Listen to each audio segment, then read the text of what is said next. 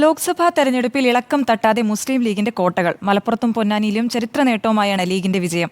തമിഴ്നാട് രാമനാഥപുരത്തും വൻ വിജയമാണ് ലീഗ് നേടിയത്. ഇടത് കേന്ദ്രങ്ങളിൽ പോലും വിള്ളൽ വീഴ്ത്തിയായിരുന്നു ലീഗിന്റെ തേരോട്ടം.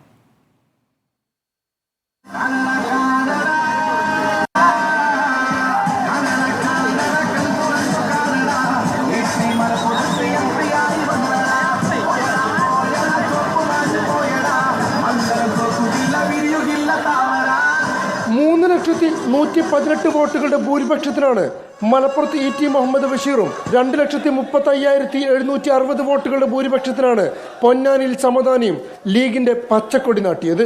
ഇരു മണ്ഡലങ്ങളിലെയും ലീഗിന്റെ തന്നെ പൂർവ്വകാല റെക്കോർഡുകൾ മുഴുവൻ തിരുത്തിയാണ് ഇരുവരുടെയും വിജയം.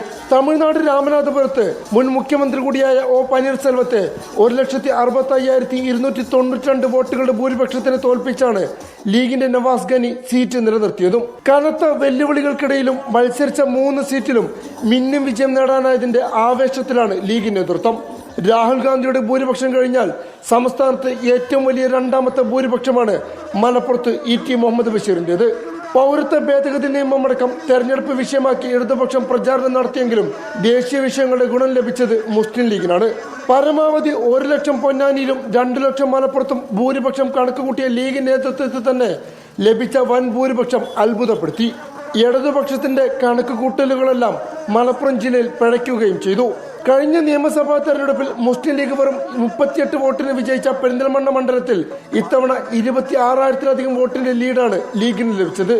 CPM ലീഡ് പ്രതീക്ഷിച്ച മങ്കടയിൽ ലീഗിന്റെ ഭൂരിപക്ഷം 41,000 കടന്നു. മലപ്പുറം ജില്ലയിൽ ഇടത് കോട്ടകളായ തവനൂരും നിലമ്പൂരും പൊന്നാനിയുമെല്ലാം ഇത്തവണ ഈ ഇടതുപക്ഷത്തെ കൈവിട്ടു. മണ്ഡലം വെച്ചുമാറ്റമടക്കം ഇടതുപക്ഷം ചർച്ചയാക്കിയെങ്കിലും സിറ്റിംഗ് എംപിക്ക് എതിരായ വികാരം മറികടക്കാൻ അത് ഗുണം ചെയ്തുവെന്നാണ് ലീഗിന്റെ വിലയിരുത്തൽ. SDPIയും വെൽഫെയർ പാർട്ടിയും മത്സരരംഗത്ത് ഇല്ലാതിരുന്നതും ലീഗിന് തുണയായി മാറി. സമസ്ത ലീഗ് തർക്കമായിരുന്നു ലീഗിന് തെരഞ്ഞെടുപ്പിലുടനീളം വെല്ലുവിളി ഉയർത്തിയത്.